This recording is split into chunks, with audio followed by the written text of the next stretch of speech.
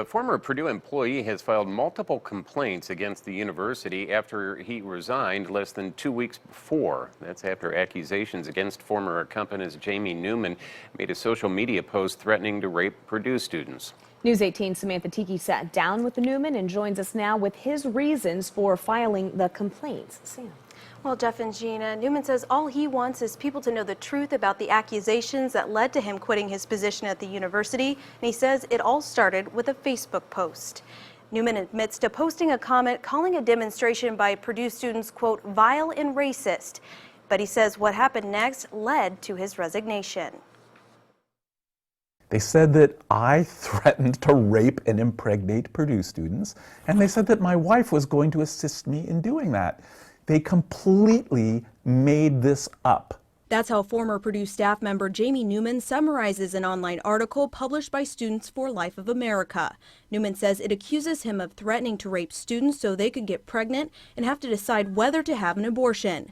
After the article went viral, he says he began to get death threats. I really didn't sleep for about 4 days. I was also horribly sick at the time. I was really scared for my life and for my family. The article contains a screenshot with a post with Newman commenting, quote, I did in fact offer to rape Tom's wife, daughter, and or grandmother, end quote. However, he says the screenshot was taken out of context.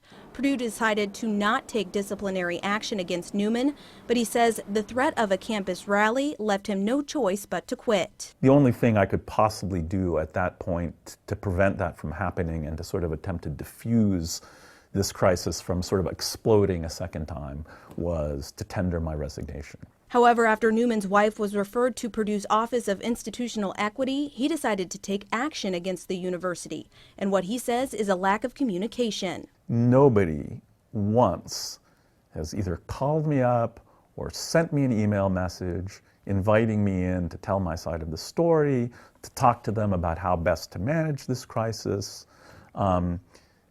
They have not communicated with me at all. Newman filed complaints against Purdue President Mitch Daniels and Purdue attorney Steve Schultz and wants them to acknowledge that he was not the source of the problem and that the accusations against him were false. I'd like them to acknowledge the fact that Purdue Students for Life, Justine Blanke, somebody engaged in this outrageous act of defamation against me and my wife. Just to even acknowledge that it happened. He's also filed complaints against Blanke and another student for their actions he claims led to his resignation. Newman says he just wants people to tell the truth about what really happened. I would like Justine Blanke to fess up to the fact that she fabricated this horrific lie about me and about my wife,